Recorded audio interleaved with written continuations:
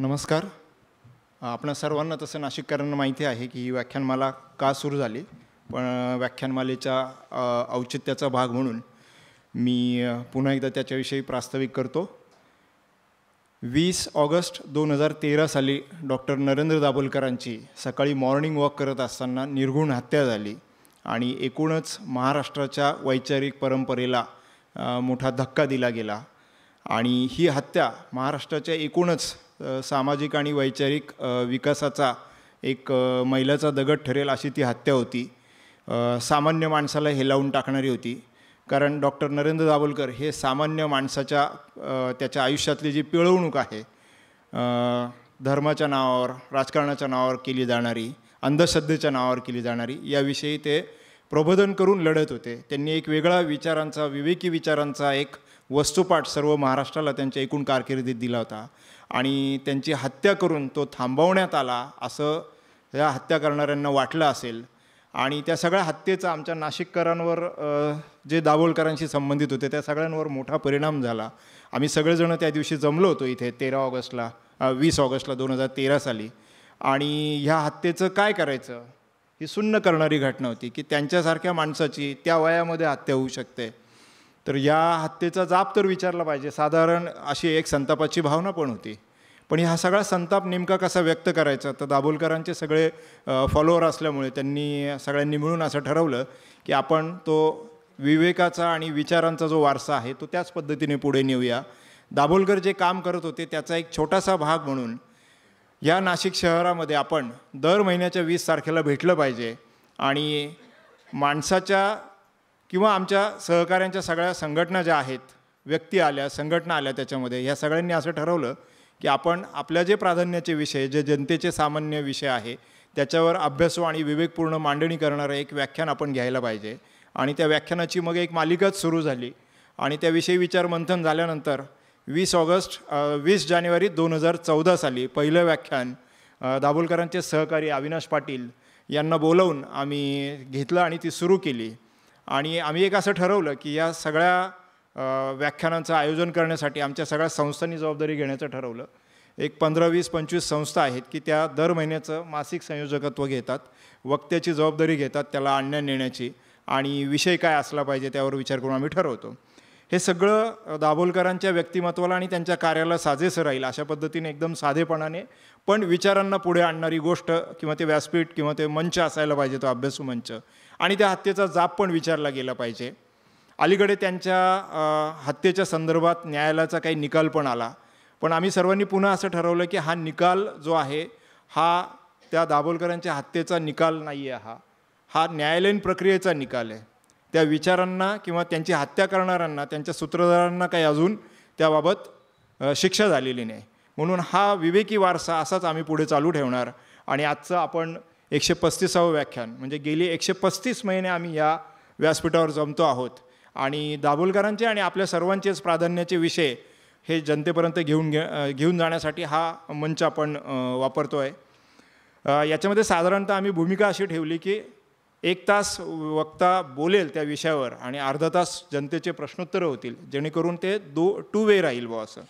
आता यामध्ये जयंत नारळीकरांपासून विविध वक्ते आले. मी काही वक्त्यांची नावं घेऊ इच्छितो, ज्याच्यामध्ये कुमार केतकर आहे, गोविंद पानसरे आहे, पुढे ज्यांची पण हत्या झाली, त्यांनी या व्याख्यानमालेत व्याख्यान दिलं आणि त्याच्यानंतर त्यांची हत्या झाली.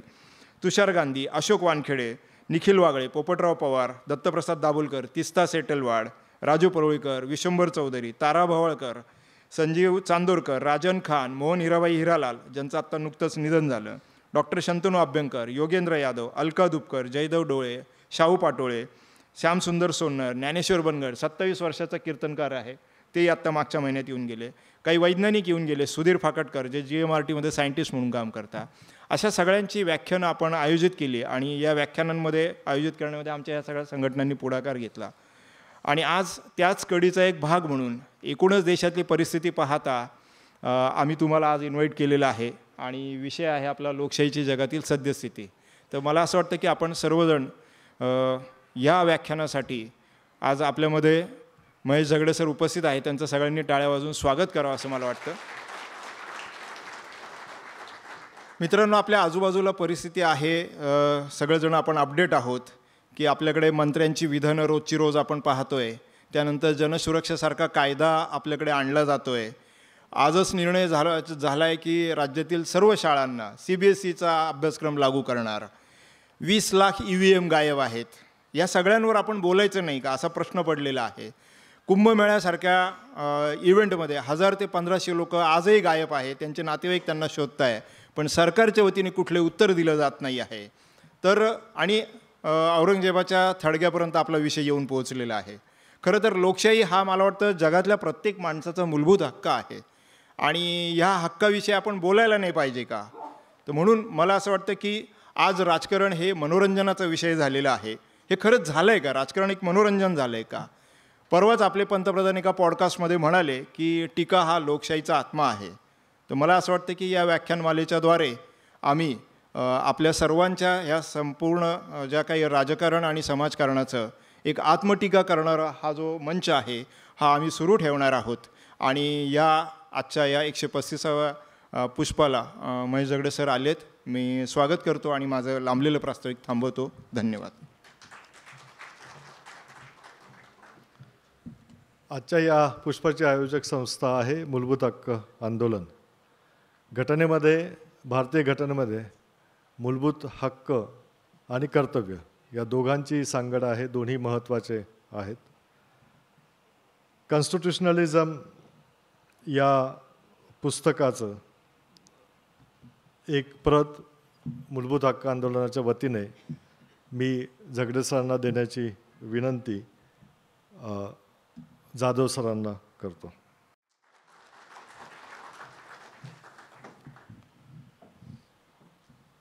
मूलभूत हक्क आंदोलन ही आयोजक संस्था आजच्या व्याख्यानाची आहे.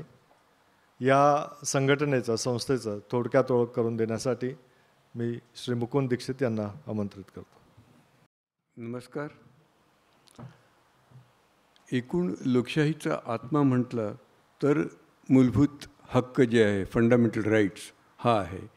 आणि आम्ही शिक्षण बाजारीकरण विरोधी मंचाचं काम करत असताना, शिक्षणाचं खाजगीकरण, बाजारीकरण होत असतानाच पाण्याच्या खाजगीकरणाचा प्रश्न आला आणि पाण्याचं खाजगीकरण करण्याचा घाट सरकारने घातला. पाणी हे नैसर्गिक संसाधन असताना छत्तीसगडमधल्या एका नदीचा लिलाव जाहीर झाला होता.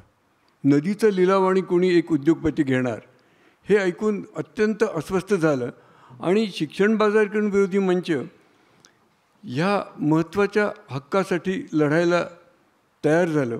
आणि मग त्याच वेळेला आमच्या मूलभूत हक्क आंदोलन या संघटनेचा जन्म झाला.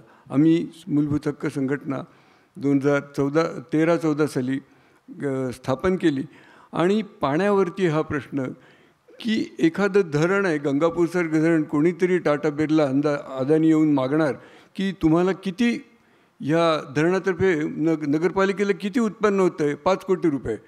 मग तो अदानी काय म्हणणार, मी तुम्हाला 15 कोटी देतो, तुम्ही ते धरण मला द्या. आणि नगरपालिका द्यायला तयार होते.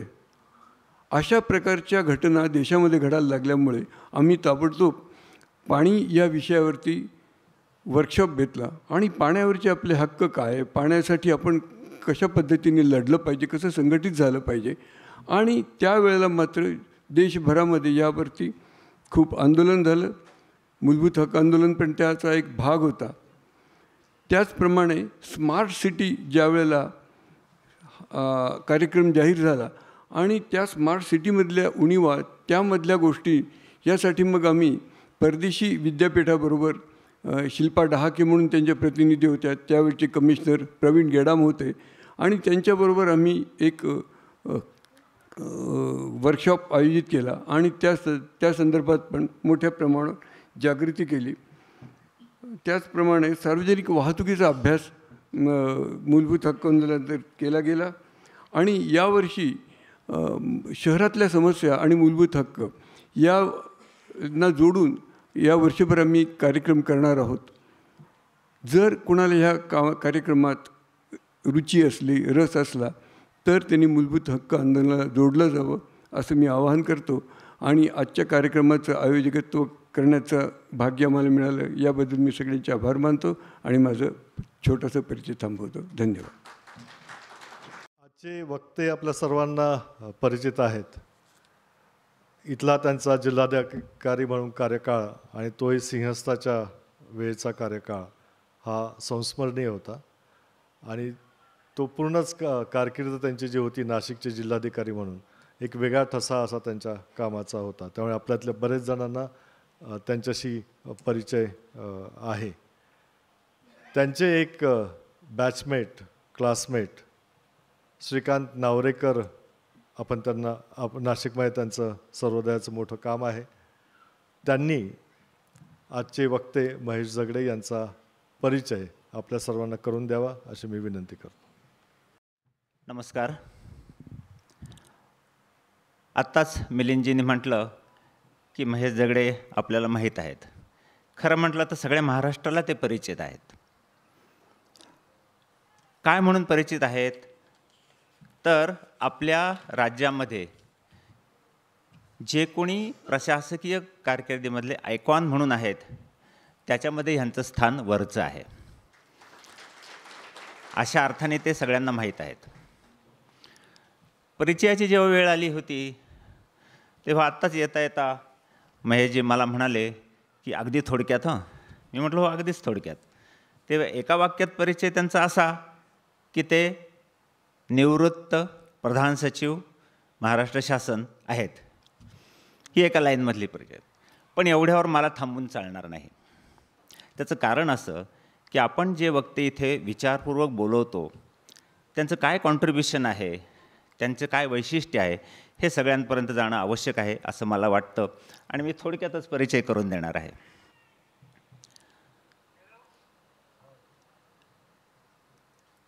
ऐंशीच्या दशकामध्ये ते प्रशासकीय सेवेमध्ये आले महाराष्ट्र शासनाच्या. बराचसा काळ त्यांनी मंत्रालयामध्ये घालवला. पण 1993 ते जेव्हा IAS केडरमध्ये आले तेव्हापासून खरं म्हणजे त्यांची कारकीर्द जी आहे ती बहरली आणि अनेक खाती त्यांनी सांभाळली आणि प्रत्येक खात्यामध्ये आपल्या कामाचा ठसा उमटवला. जसं आता मिलिंद वाघ सर म्हणाले की नाशिकला ते जिल्हाधिकारी होते त्यावेळचा कुंभमेळा आपल्याला चांगला आठवत असेल.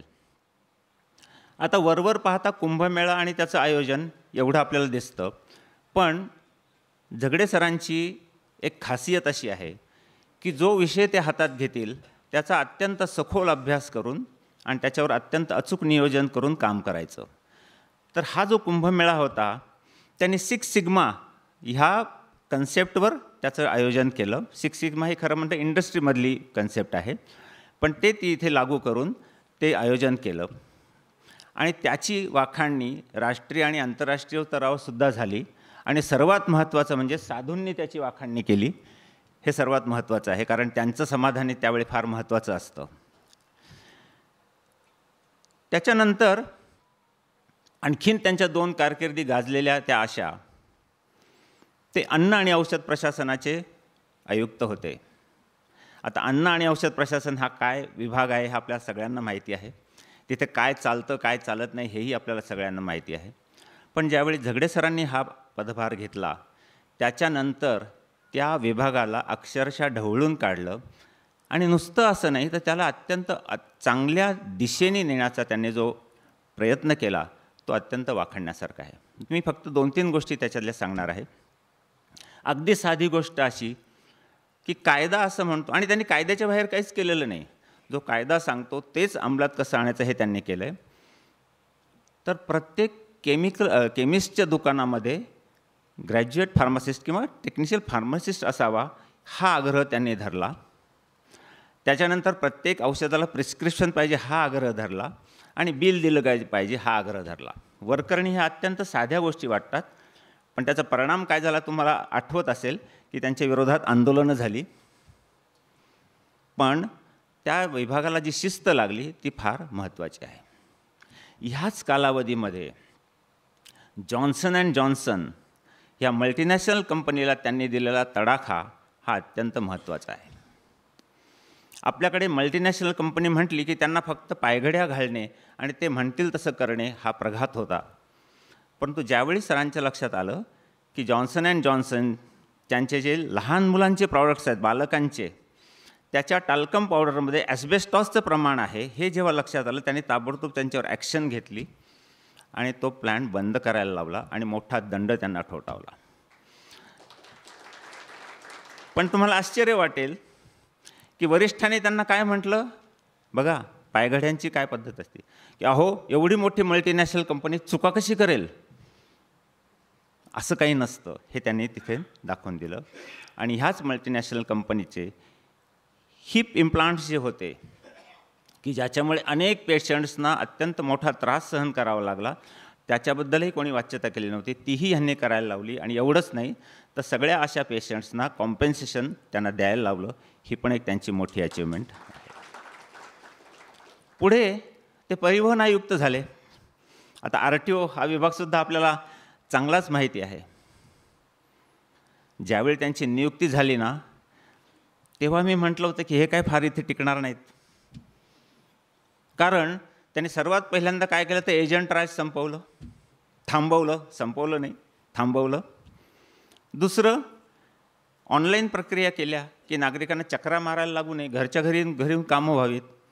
ह्या दोन्ही गोष्टी लॉबीला अस्वस्थ करणाऱ्या होत्या, पण नागरिकांनी मात्र त्याचं स्वागतच केलं.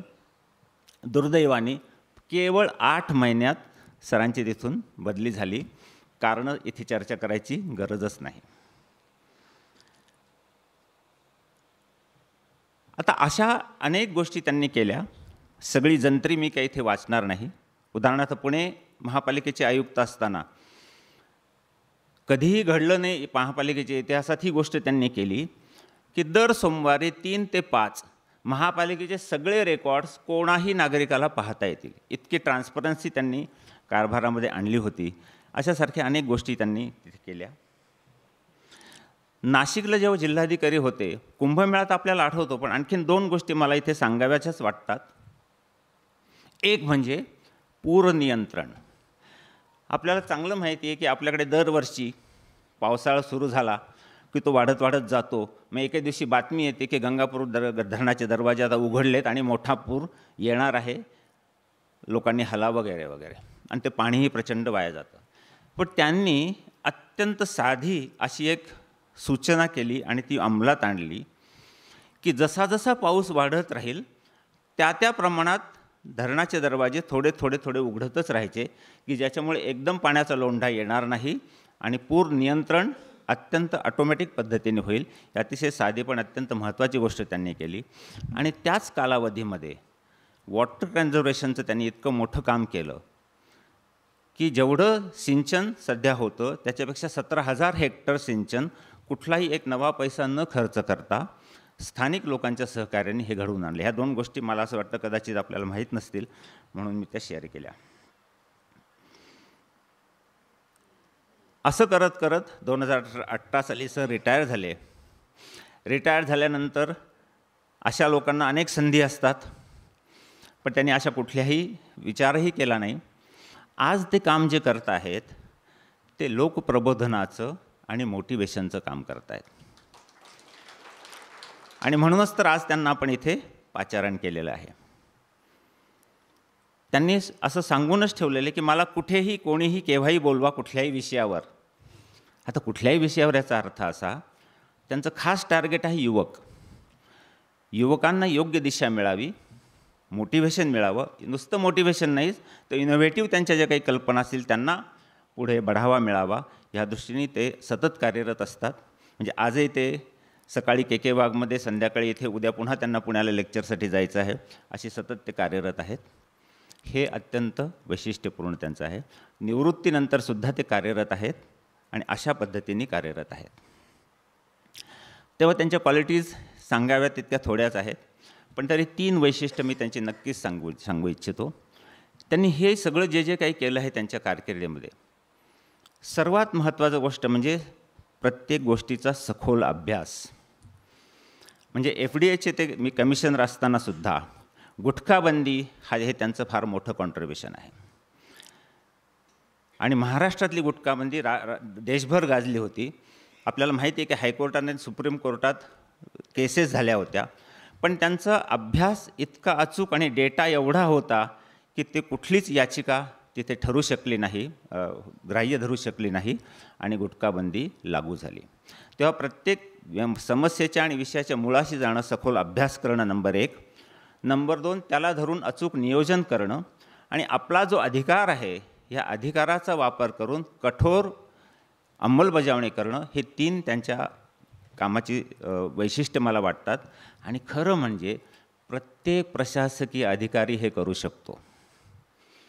त्यांच्या आमच्या जेव्हा चर्चा होतात तेव्हा त्या अगदी नेहमी सांगतात की आपण कुठलीही समस्या किंवा कुठल्याही व्यवस्थेमधली त्रुटी दिसली की आपण पटकन राजकीय लोकांवरती ताशेरे ओढतो, पण तितकीच जबाबदारी प्रशासकीय अधिकाऱ्यांची आहे, हे सुद्धा त्यांचं म्हणणं, आणि त्यांनी ते कृतीतून करून दाखवलेलं आहे. शेवटची फक्त एक गोष्ट त्यांची सांगतो, त्यांना कदाचित ते सांगणं आवडणार नाही, तरीसुद्धा मला सांगायचं आहे.